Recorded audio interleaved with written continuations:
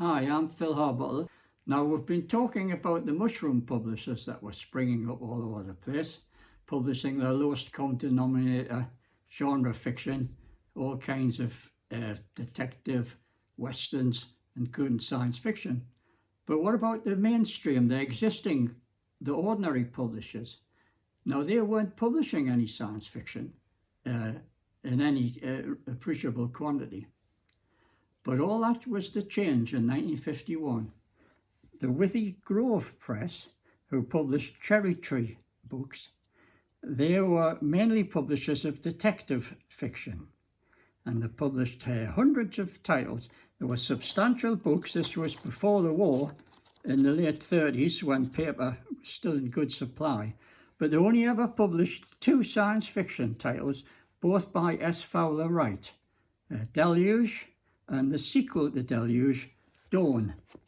As you can see here, that was a sequel to Deluge featuring the same characters. It was a sort of world disaster novel. The world was covered by a deluge, like a great flood.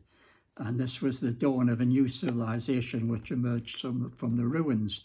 It's a classic. Fowler Wright is well known as a writer in the Wellesian vein. The Withy Press had been publishing their line of Cherry Tree paperbacks since before the war, but as I said, they'd been almost entirely detective and mystery novels, apart from the S. Fowler Wright duo. But in the late 1940s, the imprint was taken over by the Kemper Press, the famous newspaper chain that grew out of Allied Newspapers Limited. The earlier plain two-colour covers were to be replaced by attractive full-colour artwork, and the range was widened to include other popular genres, including science fiction. Kemper Press had international connections and had done their homework before launching their fantasy book series in 1951. With attractive covers by Terry Maloney, Ron Hamilton, and Ron Turner, they quickly issued 12 books of a generally excellent standard. On the inside cover, a full-colour astronomical painting by Terry Maloney. They boldly proclaimed their intentions. As you can see, they were making a determined attempt to introduce science fiction to Britain. But all their titles, in fact, were American reprints, except for one, Vanguard to Neptune. But even this book had originally appeared in the American Wonder Stories Quarterly back in 1932. Sinister Barrier by Eric Frank Russell, now that had also appeared in a 1948 American edition with the author's introduction. They also included a true American classic, Hugo Gernsback's RAF 124C41+.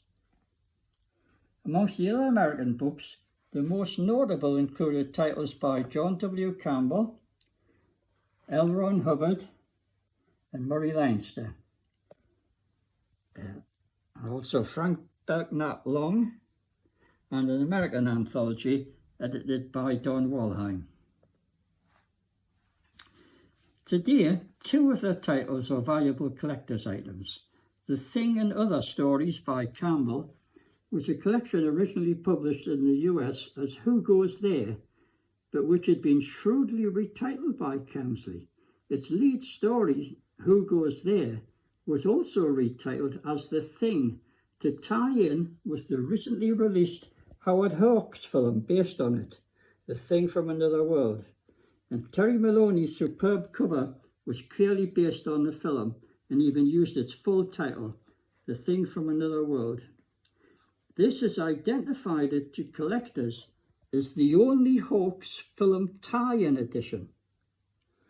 The second most collectible title was Hubbard's Typewriter in the Sky. But this was because of the later notoriety of its author as the inventor of the Scientology religious cult. But even though these paperbacks were not a success, Now let's take a closer look at some of the individual titles that are particularly interesting and showing their American origins. Here we see The Sunken World by Stanton Coblentz. Now that had originally appeared in an American pulp magazine, Amazing Stories Quarterly, for summer 1928, and it had been reprinted, its first book edition, from the Fantasy Publishing Company in 1949. And this was the first British paperback edition.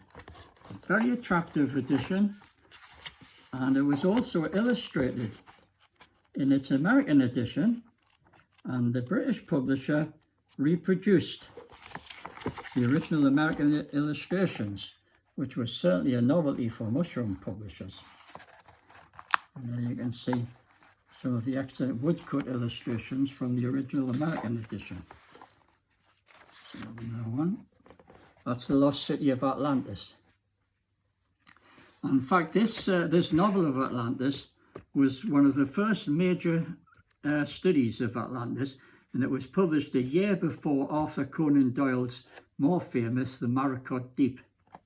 Here we see Donald Walheim's anthology, Flight into Space. This was a themed anthology which Walheim pioneered. There's his autograph on that copy, which I was very pleased to get when I met him in 1970. And this anthology was themed around the idea of each of the planets in the solar system being represented by an individual story. It started with the sun, and then it went through all the planets from Mercury to Pluto. And it was a reprint of classic pulp story magazines from America in the 1930s and 1940s.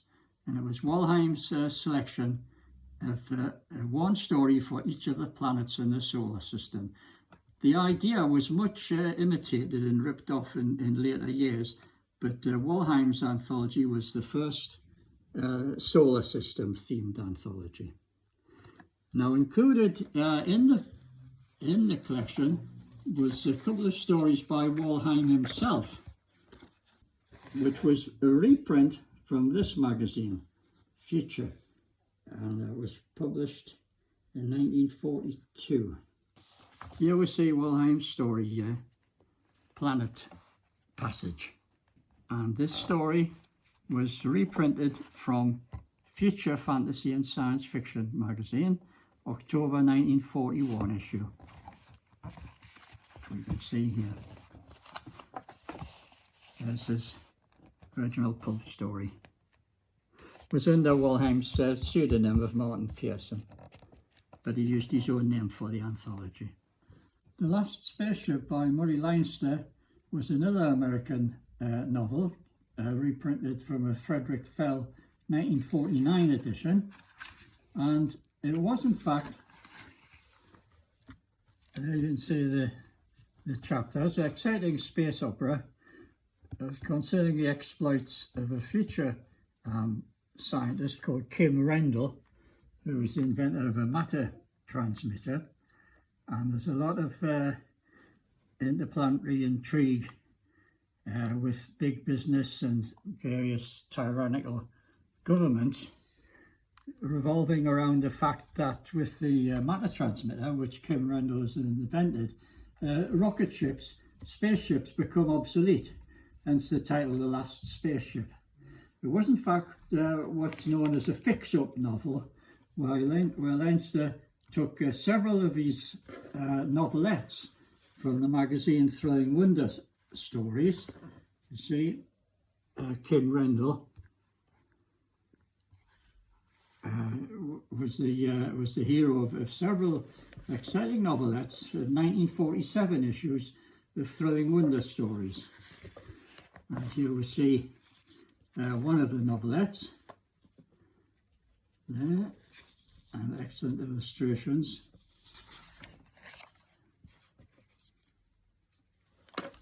Thrilling Wonder was one of the better pulp magazines. And here we see another Kim Rendell novelette, which was used by Leinster to build up the manless worlds. So there's a man being mobbed by women on this planet of women, the manless worlds. These stories were the basis for this book, which was an exciting space opera. Hugo Gernsback's book here, Rolf 124C41 plus, that's a pun on looking into the future to 4C41, is a true American classic. It was originally written as a serial in Gernsback's magazine Modern Electrics in 12 episodes beginning in April 1911. And you can just see the details there of what we would call a televisor now, a television, which of course hadn't been invented in 1911. And there is the 1925 first American book edition of the novel, set in the far future. And you can see the similarity in the televisor there. That's artist Terry Maloney's interpretation of a telephone with built-in television, which we now have as much smaller smartphones, of course, but it was still pretty good extrapolation, especially when you consider that television had not been invented in 1911. And in fact, this is a classic novel, which is a forecast of a whole range of amazing inventions in space travel, air travel, television, which was unheard of in 1911. And this book is justly celebrated as a classic. Now, some modern encyclopedias have attacked Gernsback's book and derided him because it was written in 1911. It's not very well written. It's a sort of Victorian thriller, but it was presented as a serial, so the melodrama is allowable. But the thing was that Gernsback was a scientist, and in this book, in 1911, he forecast correctly an amazing number of scientific inventions. And here you can see radar. Gernsback envisaged radar long before it was invented. And in fact, the book is packed with all sorts of astonishing inventions and anticipations, even prosaic things like floodlit football. That was unheard of in 1911, but it's a popular recreation in Gernsback's future. So a whole array of weather control, space travel, trains on magnetic, travelling along tubes towards magnetic hoops, which are now commonplace in Japan. Gernsback anticipated a whole lot, and this is a classic. There you can see the popular belief at the time when this book came out in 1925, that the man of the future would have a big sort of dome as his brain developed. That was discredited by 1950, so Ralph has a normal size head there. But this attractive edition is a classic book, and it's well worth a collector's interest. Another of the outstanding books in this series was Sinister Barrier by Eric Frank Russell. Now, Eric Frank Russell was actually an English author, and this is the first edition of his book, published by World's Work in 1943. One of the first English books to mention science fiction on its jacket. And that had originally been a story in the American magazine Unknown in March 1939, and then Russell turned it into a book for English publication, which is a pretty rare book. But this edition was reprinted from an American version, the 1948 edition, which Russell revised and expanded from the original. That's a reprint of the magazine version. This is a revised 1948 version published in America, and the American edition was illustrated by illustrations from the original magazine by a famous artist called Ed Cartier. And here we see one of the Ed Cartier illustrations. And there's another one. There's the sinister force globes, the Vitons, who prey on humanity, captured admirably in Cartier's vivid illustration. So these Cartier illustrations make this a very attractive collector's item. Here we see the most valuable book in this fantasy book series, The Thing from Another World by John W. Campbell Jr. Now, this, as I mentioned in the earlier preamble, was filmed, and this cover scene by Terry Maloney is based on the film version, where the creature, the Thing, is found in the Antarctic, or the Arctic, I can't remember, Arctic I think it is, encased in a block of ice. And the thing is that this story was originally entitled Who Goes There? But the Howard Hawks changed it to The Thing, so the British paperback people very shrewdly cashed in on the film and retitled Who Goes There as The Thing. And this was a collection, again from the science fiction magazines. It was a collection of stories that Campbell had written for Astounding and other magazines in the 1930s. And you see one of the classic stories was Dead Knowledge. And that story was originally in the January 1938 issue of Astounding. And there we see Dead Knowledge, classic Westward illustrations. So there was classic pulp stories by one of the most famous writers of the 30s, who subsequently became the editor of Astounding, and is justly famous today. And The Thing has been filmed several times, and that makes this edition, which is the only film tie-in edition in existence, except for the original remakes by John Carpenter and others.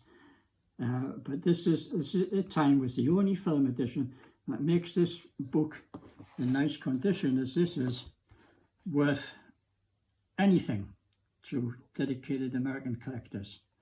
It usually sells, if it ever appears on the market, for well into 3 figures, and deservedly so.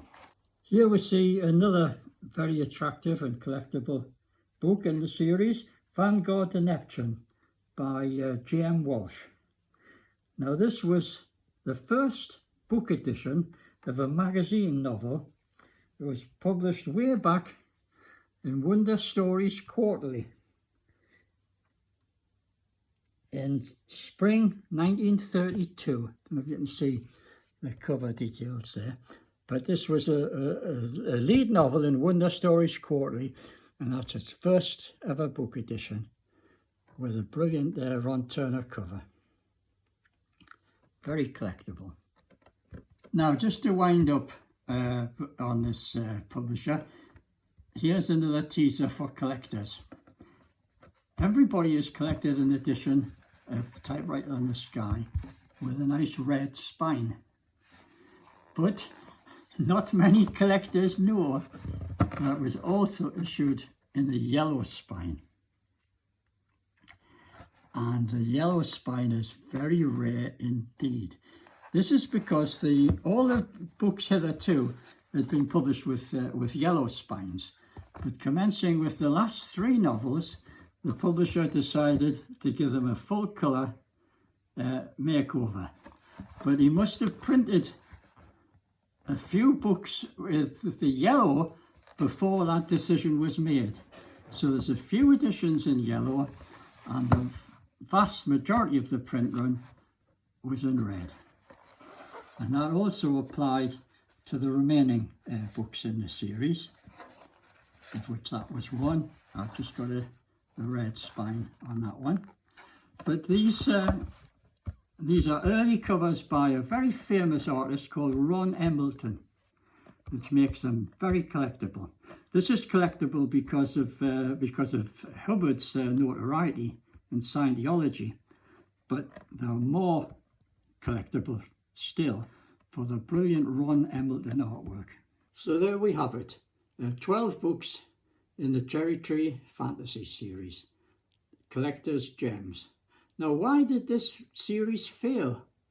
It's a mystery to me, because there were superior productions, format-wise, content-wise, artwork-wise, had everything going for them, but surprisingly, they failed, and Kemper Press terminated the series after the 12 issues. Perhaps they were swamped on the newsstands by the King Lang and Gil Hunt, Curtis Warren rubbish.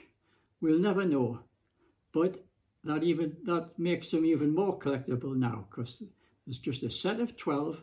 That's all it is. It's a unique experiment in trying to introduce classic American science fiction into the British market. But although the series failed, it was to be the harbinger of a further invasion of American titles, which would be the subject of a future video.